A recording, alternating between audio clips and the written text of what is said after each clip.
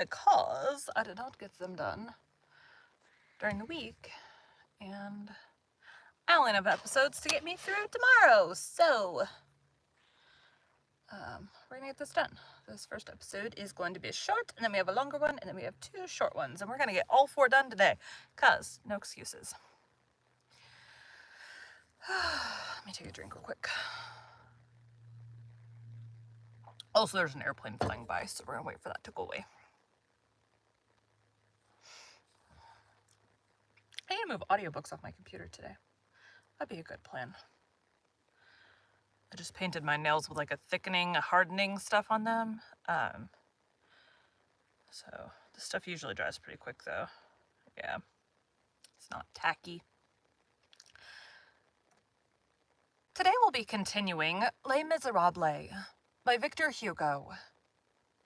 Chapter 9, A Merry End to Mirth.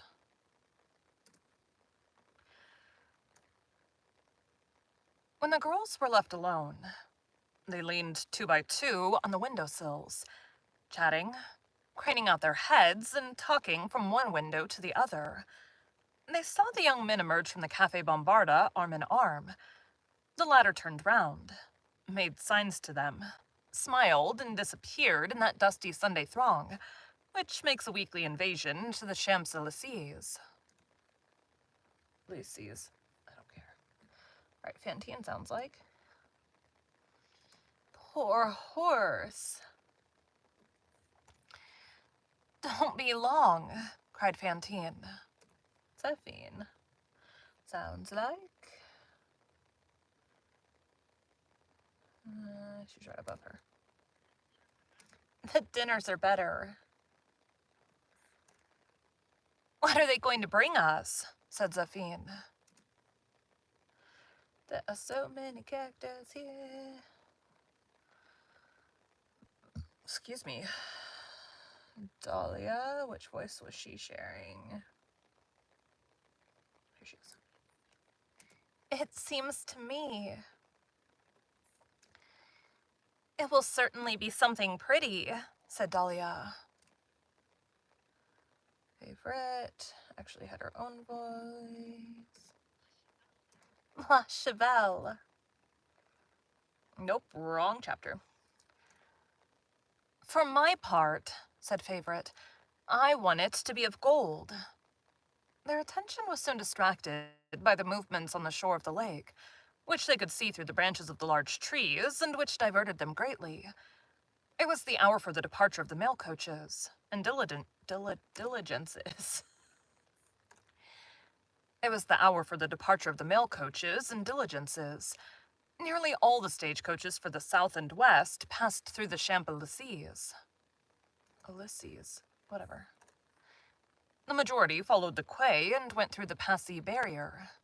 From moment to moment, some huge vehicle, painted yellow and black, heavily loaded, noisily harnessed, rendered shapeless by trunks, tarpaulins, and valises, full of heads which immediately disappeared, rushed through the crowd with all the sparks of a forge, with dust for smoke, and an air of fury at grinding the pavements, changing all the paving stones into steels.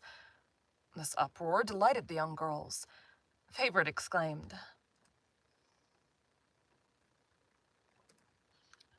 La Chevelle.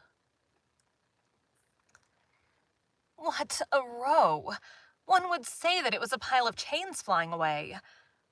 It chanced that one of these vehicles, which they could only see with difficulty through the thick elms, halted for a moment, then set out again at a gallop. This surprised Fantine.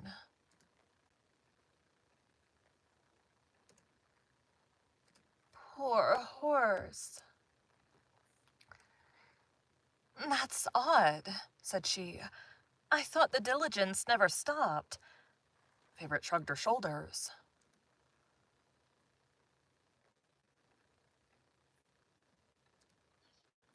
La Chevelle. This Fantine is surprising. I'm coming to take a look at her out of curiosity.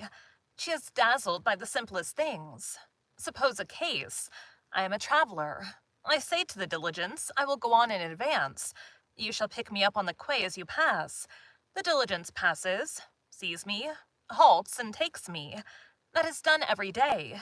You do not know life, my dear." In this manner, a certain time elapsed.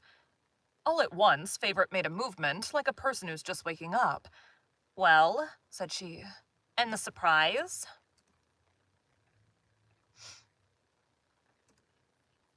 "It seems to me—" "Yes, by the way," joined in Dahlia, "the famous surprise?"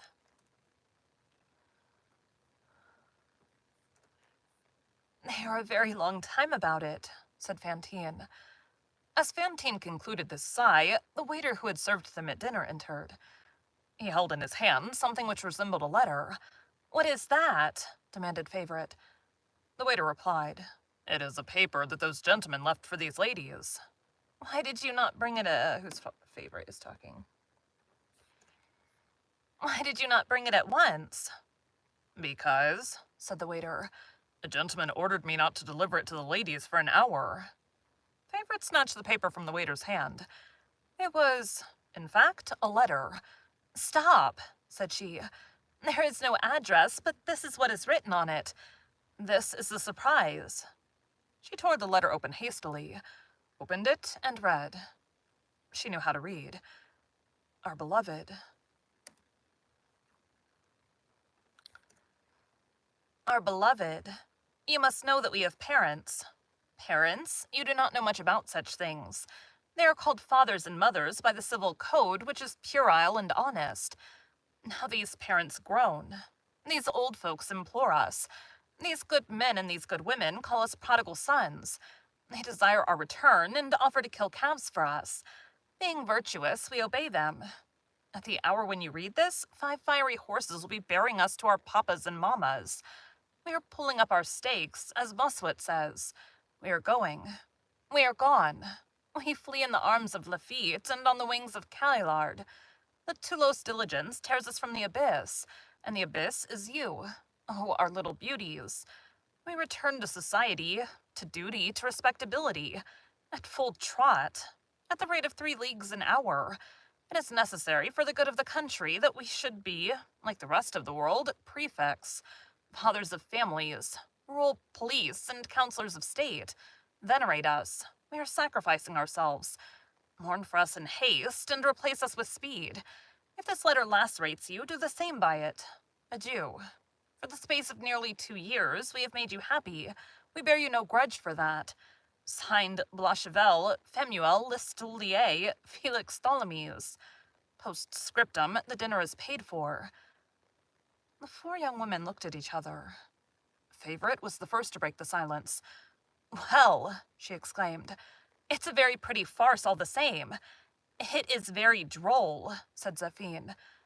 "That must have been Blachevelle's idea," resumed Favorite. "It makes me in love with him. No sooner is he gone than he is loved. This is an adventure indeed." "No," said Dahlia. "It was one of Tholomyes's ideas. That is evident." "In that case," retorted Favorite, "death to Blachevelle, and long live Tholomyes." "Long live Tholomyes," exclaimed Dahlia and Zéphine. And they burst out laughing. Fantine laughed with the rest. An hour later, when she had returned to her room, she wept. It was her first love affair, as we have said. She had given herself to this Tholomyes, as to a husband, and the poor girl had a child. Thank you for joining Bite at a Time Books today, while we read a bite of one of your favorite classics. Again, my name is Bree Carlile, and I hope you come back tomorrow for the next bite of Les Miserables. Thanks, guys!